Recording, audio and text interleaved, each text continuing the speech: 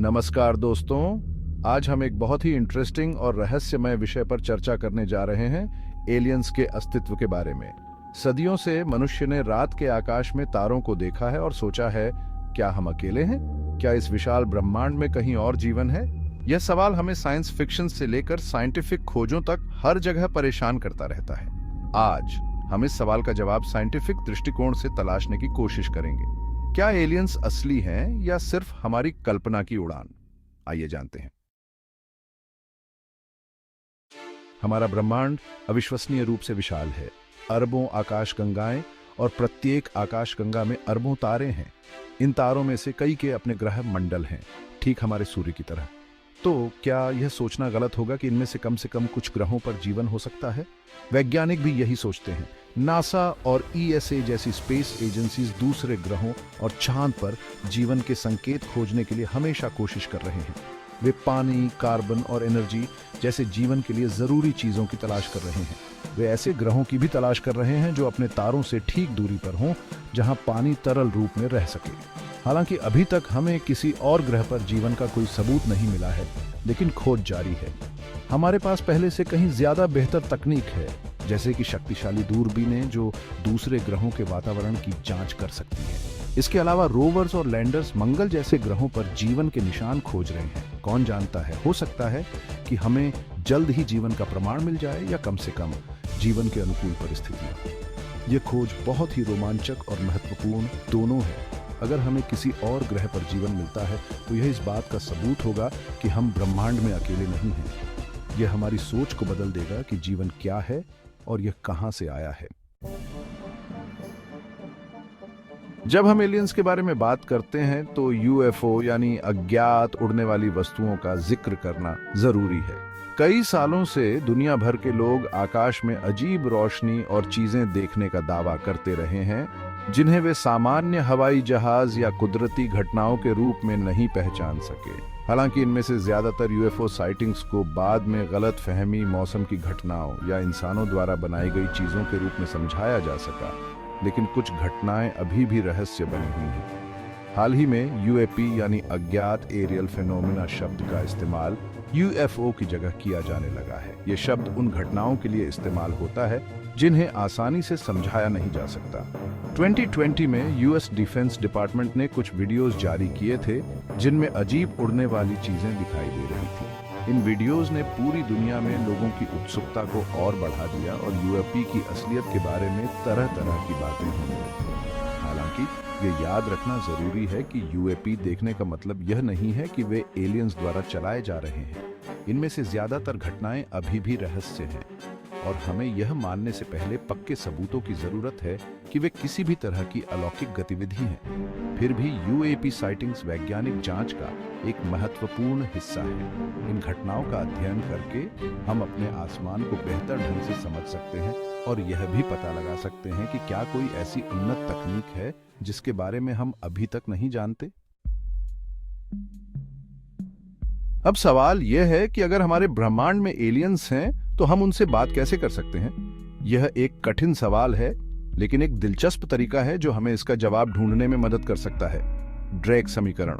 1961 में एक वैज्ञानिक फ्रैंक ड्रेक ने एक समीकरण बनाया था जिसका मकसद था हमारी आकाशगंगा मिल्की वे में उन एलियन सभ्यताओं की संख्या का अंदाजा लगाना जिनसे हम बात कर सकते हैं। इस समीकरण को ड्रेक समीकरण के रूप में जाना जाता है।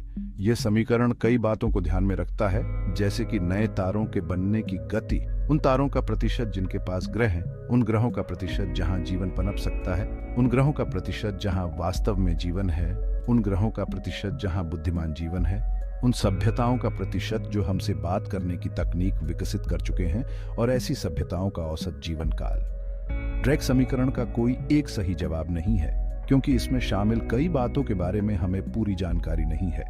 हालांकि यह समीकरण एक सोचने वाला तरीका है जो हमें ब्रह्मांड में बुद्धिमान जीवन की संभावना के बारे में सोचने पर मजबूर करता है।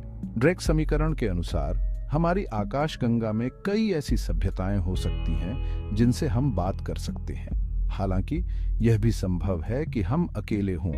केवल समय ही बताएगा कि सच्चाई क्या है। अभी तक हमने एलियंस के होने की संभावना के बारे में बात की है, लेकिन एक और दिलचस्प विचार है जिसे हमें नहीं भूलना चाहिए, फर्मी विरोधाभास। ये विरोधाभास वैज्ञानिक एनरिको फर्मी ने प्रस्तुत किया था, जिन्होंने कहा था, अगर ब्रह्मांड में कई उन्नत एलियन सभ्यताएं हैं तो वे कहां हैं? ये एक सही सवाल है। अगर हम मानते हैं कि ब्रह्मांड अरबों वर्ष पुराना है और इसमें अरबों आकाश गंगाएं हैं, तो यह मानना गलत नहीं होगा कि कम से कम एक एलियन सभ्यता को अब तक ब्रह्मांड में फैल जाना चाहिए था और पृथ्वी तक पहुंच जाना चाहिए था। तो फिर हमने अभी तक उनसे संपर्क क्यों नहीं किया है? इस सवाल के कई संभावित जवाब हैं। एक संभावना यह है कि अंतरिक्ष में सफर करना हमारी सोच से कहीं ज्यादा मुश्किल है। हो सकता है कि प्रकाश की गति से भी तेज यात्रा करना नामुमकिन हो, या हो सकता है कि ब्रह्मांड में सफर करने के लिए बहुत ज्यादा संसाधनों की जरूरत हो। एक और संभावना यह है कि उन्नत सभ्यताएं खुद को नष्ट कर देती हैं। हो सकता है कि वे युद्ध, प्रदूषण या किसी और कारण से खुद को खत्म कर लेते हैं, इससे पहले कि वे दूसरी सभ्यताओं से संपर्क कर पाएं। यह भी संभव है कि एलियन सभ्यताएं जानबूझकर हमसे संपर्क नहीं कर रही हैं। हो सकता है कि वे हमें एक पिछड़ी हुई प्रजाति मानते हों, या हो सकता है कि वे ब्रह्मांड में शांति बनाए रखने के लिए खुद को छिपा कर रखते हों। फर्मी विरोधाभास का कोई एक सही जवाब नहीं है। यह हमें ब्रह्मांड में हमारी जगह के बारे में सोचने पर मजबूर करता है, और यह भी कि क्या हम सचमुच अकेले हैं। एलियंस का विषय हमेशा से रहस्य और कल्पनाओं से भरा रहा है। हालांकि वैज्ञानिक इस विषय को बहुत गंभीरता से लेते हैं। वैज्ञानिक सबूतों पर यकीन करते हुए शोधकर्ता इस विशाल ब्रह्मांड में एलियन जीवन की संभावना का पता लगा रहे हैं। हालांकि एलियन जीवन की पुष्टि अभी तक नहीं हुई है, लेकिन यह उम्मीद वैज्ञानिकों को उत्साहित करती है और उन्हें आगे की खोज के लिए प्रेरित करती है। वे ब्रह्मांड के बारे में हमारी समझ को हमेशा चुनौती दे रहे हैं और नई तकनीकों का विकास कर रहे हैं जो हमें एलियंस की खोज में मदद कर सकती हैं। इस खोज में रेडियो दूरबीनें बहुत जरूरी हैं। ये शक्तिशाली दूरबीनें अंतरिक्ष से आने वाले रेडियो संकेतों को पकड़ती हैं और वैज्ञानिक इन संकेतों की जांच करके यह पता लगाने की कोशिश करते हैं कि क्या उनमें से कोई संकेत किसी एलियन सभ्यता ने भेजा है।